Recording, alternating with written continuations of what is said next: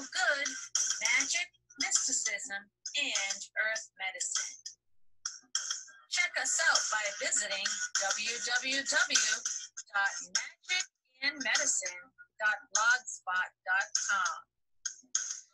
I'm your host, Dr. Candace Nadine Green.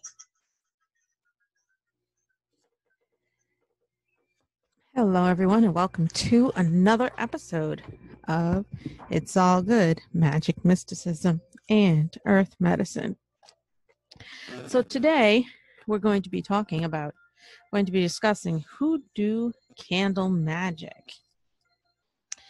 So Hoodoo candle magic, which is an African American conjure, is also candle magic. It is the youngest form of root work. And it has developed and evolved only within the past century, which is interesting because you think that it is, really, really old. But it's really it has developed and evolved. So, it's become more popular in the past century. Now, some people think that it's negative or something like that, but it's not. When you say the word hoodoo or voodoo or voodoo, people automatically assume that, oh my goodness, here's some negative stuff, but that's totally not true. By the 20th century, paraffin candles that had a relatively high melting point compared to tallow candles and were much less expensive than beeswax candles were transported by rail nationwide. And with the invention of dyes, aniline dyes, they were soon made available in many different colors, which is why you can get so many different colors these days of candles. And, that's a good thing. So let's give you some history here. In the 1924 song, Hoodoo Blues, written by New Orleans native Spencer Williams, who lived from 1889 to 1965, and recorded by Bessie Brown, contains one of the earliest mentions of candle conjure. Shortly thereafter, the systematic use of candles in African American folk magic was noticed by folklorists such as Niles Puckett, Zora Neale Hurston, and Harry Middleton Hyatt. Puckett, writing in 1926, stated with conviction that candle magic had originated in New Orleans, where Roman Catholic candle burning combined with African American folk magic to produce an emergent style of work. Zora Neale Hurston in the 1930s described public candle rites such as pea vine drill, which took place in Spiritualist churches in New Orleans. Hyatt interviewed practitioners all over the South from 1936 through 1940, a full 10 years after Puckett, and he noted that candle magic had by then spread north to Memphis, and that Southern conjure doctors in Georgia were purchasing candle supplies from mail order houses in Memphis and Chicago. However, his documentary work remained unpublished until the 1970s. Meanwhile, in 1936, candle magic suddenly went national. It was a fad. How to conduct a candlelight service. It's a writing that features an introduction by Reverend Adele Clemens, who was the pastor of Divine Harmony Spiritualist Church, which was probably located in Harlem.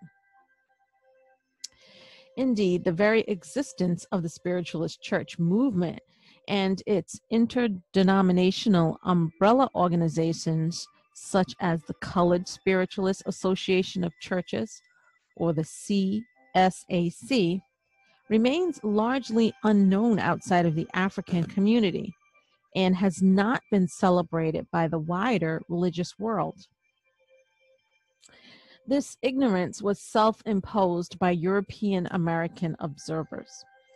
The CSAC was formed in 1922 when, in line with the institutionalized racism of the era, the National Spiritualist Association of Churches, the NSAC, expelled all affiliate churches with Negro congregations.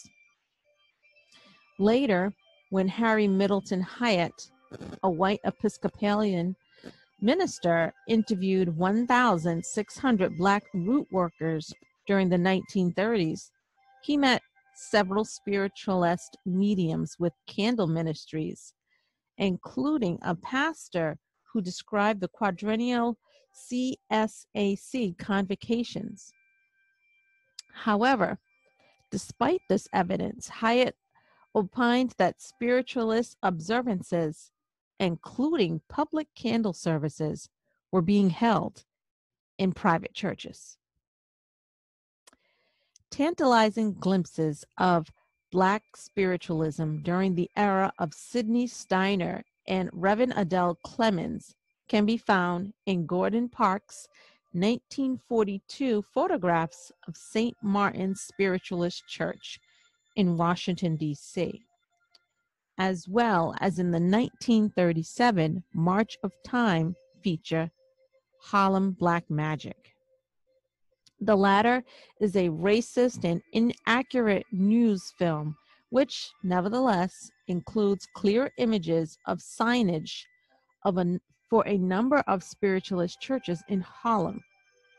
Now, you can read more about the spiritual church movement in the following books: Mules and Men by Zora Neale Hurston, Hoodoo, Conjure, Witchcraft, Root by Harry Middleton Hyatt, The Spirit of Black Hawk by Jason Berry, Spirit World by Michael Smith, and The Spiritual Churches of New Orleans by Claude F. Jacobs and Andrew J. Kaslow. Also, Black Magick by Yvonne Chireau. And online you can read more about the spiritual movement at readersandrootworkers.org/wiki/category working within the spiritualist tradition. And I'll put those in the notes, the show notes. So just hang on tight and they'll be in there and you can browse them at your leisure. Now let's talk about actually burning the candles. So when we burn candles in the conjure tradition, we often watch and wait for divinatory signs that tell us how the work is going to come out. That is, whether the spell will be a success or not. So we have pyromancy, which is also called gazing or fire divination. It is foretelling the future in which the reader stares intently into burning flames or coals, because coals were used, in order to catch a glimpse of things to come. It is loosely related to candle reading and candle glass reading. Pyromancy is actually a form of scrying or visionary reading. It can be also performed via campfire or watching the flames in your fireplace. The candle flame watching for signs is a form of pyromancy. Now, there's also ceromancy, which is signs observed in wax, the wax that melts from the candles. You're reading signs or making divinations from the melted wax. And there's two forms. Dedication of a candle in a ritual manner, or reading candles used in magical rite. We have capnomancy, which are signs observed in smoke. So you're making divinations from smoke. You have a live or active capnomancy is done by scrying into the smoke of a wood fire or incense and observe the moving messages. Static capnomancy is performed by burning something like matches, an oil lamp, wood, or incense, and passing an article such as a white plate or an inverted drinking glass or cup through the smoke, so that soot accumulates in or on the item. Now, the smoke and soot marks left on the plate, cup, or lamp, chimney, or glass are then divined as images. Okay. Now, if you are a novice or a home practitioner, don't worry overmuch about candle divination until you have burned a lot of candles and gained perspective on the matter. You know, practice, practice, practice. You got, in order to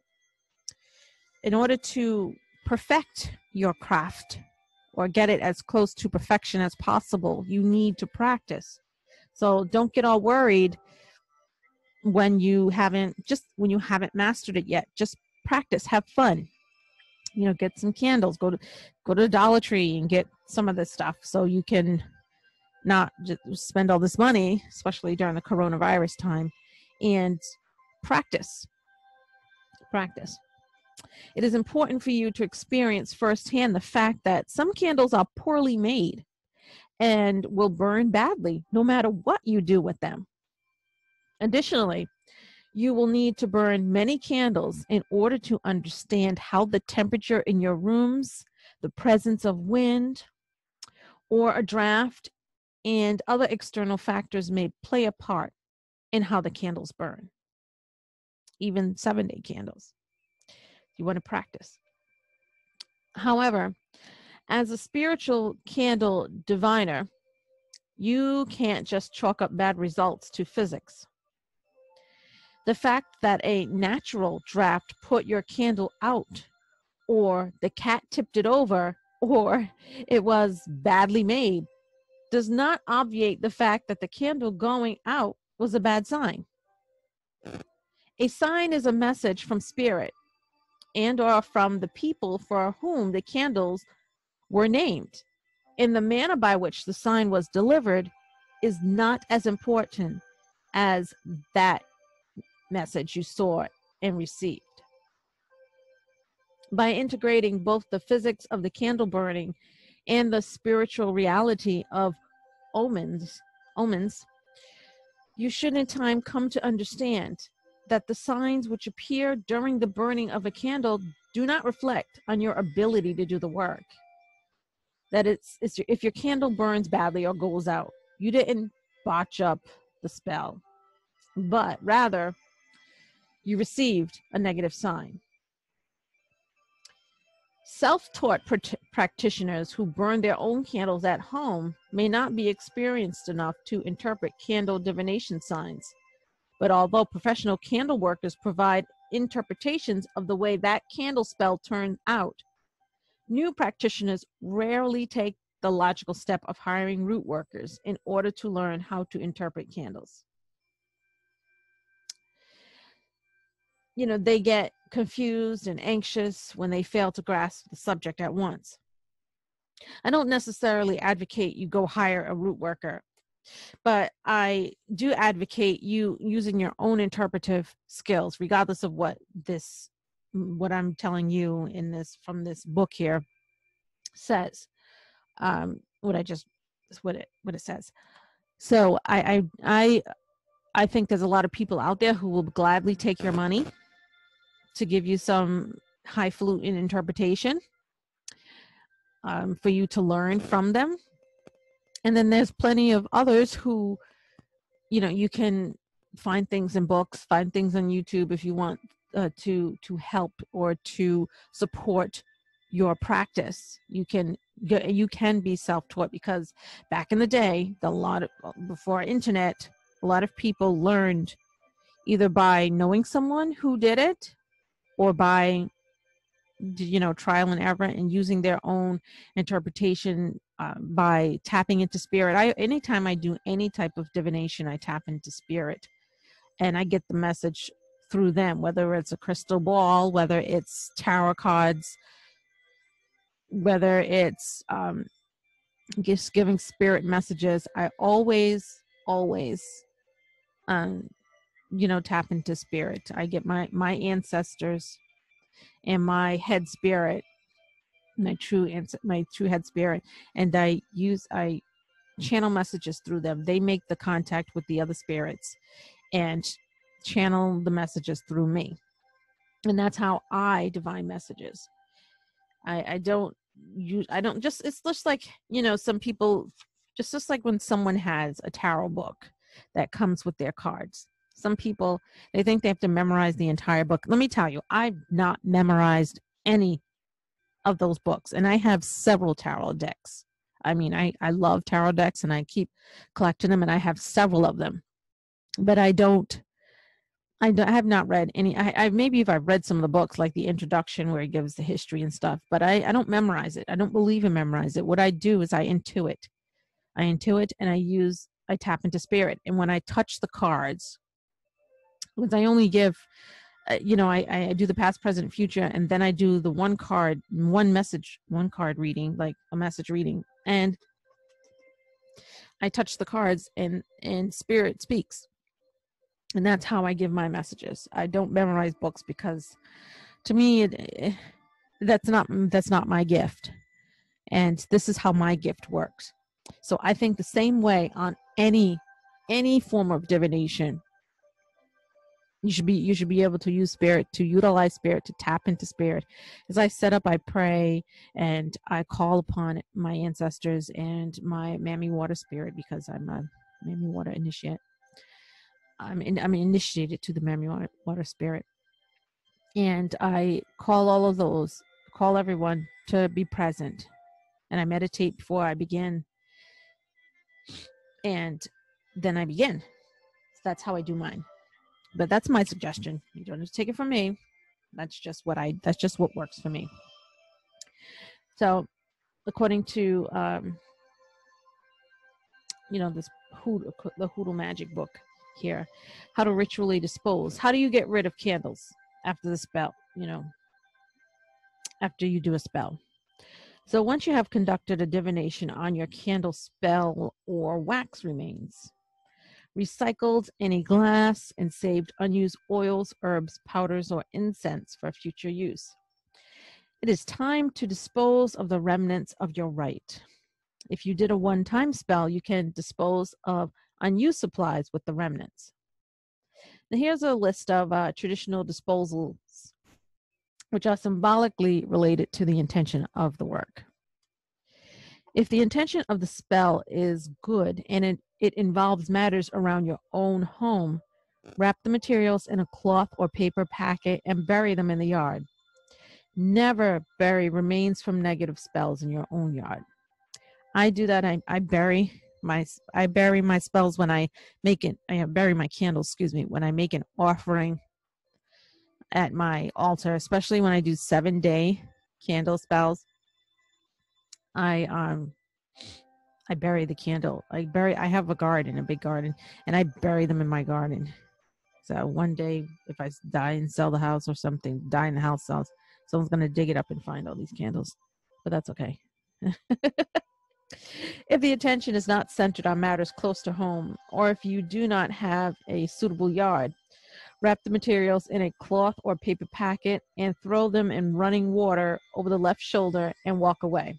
Now that's polluting in a lot of places, so I don't know. Alternatively, take them to a crossroads, any place where two roads meet, and throw the packet into the center of the crossroads over the left shoulder and walk away.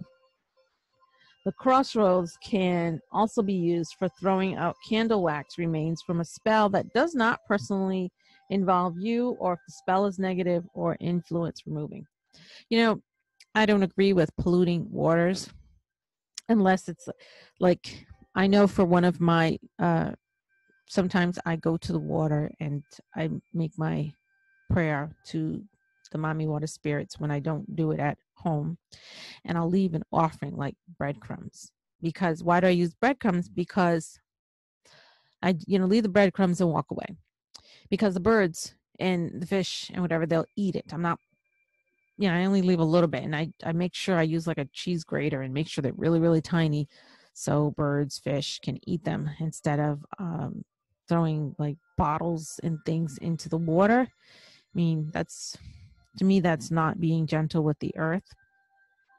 And if you're using candles and they burn way, way down, it's good to use candles that are made out of good material so that can be buried in the ground and that are not toxic.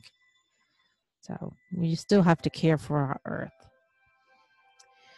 All right. If the intention of the spell is to get someone to leave town, divide the materials into 9 packets and add hot foot powder to each packet. Start at a crossroads near to where the person lives and throw out the first packet. Then travel in a direction away from the enemy's home towards where you want them to go and drop a packet at each crossroads you pass until all the packets are gone. In the country, this might carry you several miles. In the city, it would only be 9 blocks. So city folks only count intersections with a light when you do this, or count freeway interchanges, or get some distance worked up between the packets. If the intention of the spell is seriously harmful, you can dispose of the material in a graveyard. The wax and other remnants are placed in a miniature coffin, buried and marked by a miniature headstone with the enemy's name on it. When setting such a spell to rest, many workers also sprinkle a mixture of sulfur powder, gopher powder, and salt around the grave. I think that's gopher dust, and salt around the grave, then walk home and don't look back. I had a relative who was a root worker, and there was a woman who, this has nothing to do with candle magic, by the way, who asked a woman came to him and asked him that there was someone, I guess there was some infidelity issue going on, and this woman had someone who was interrupting her marriage, messing up her marriage. And my relative there, he carved a miniature coffin, gave it to her, and told her to bury it. And because he could carve, he was great with carving, and he carved a little tiny coffin, told her to bury it.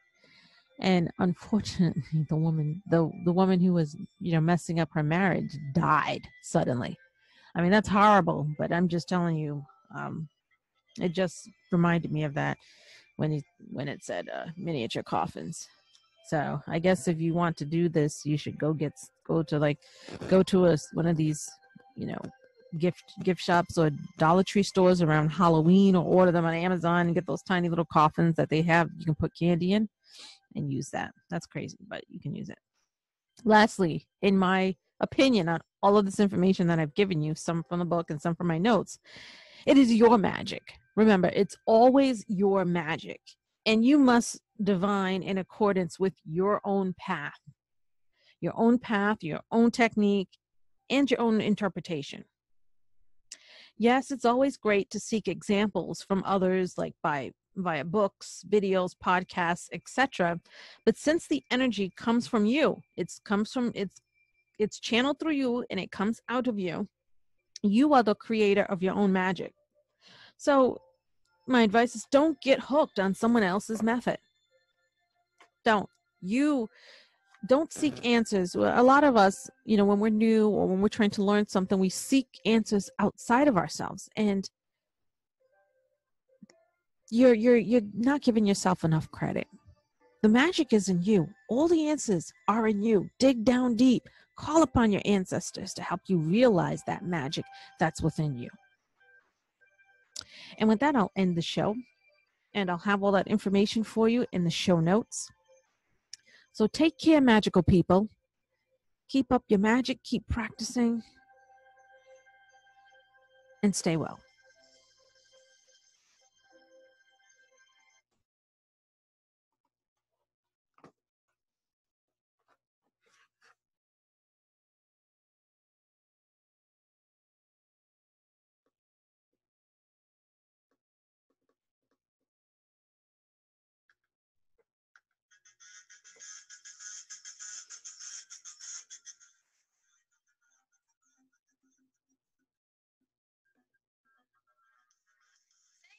For listening to It's All Good, Magic, Mysticism, and Earth Medicine. Visit us anytime at www.magicandmedicine.blogspot.com.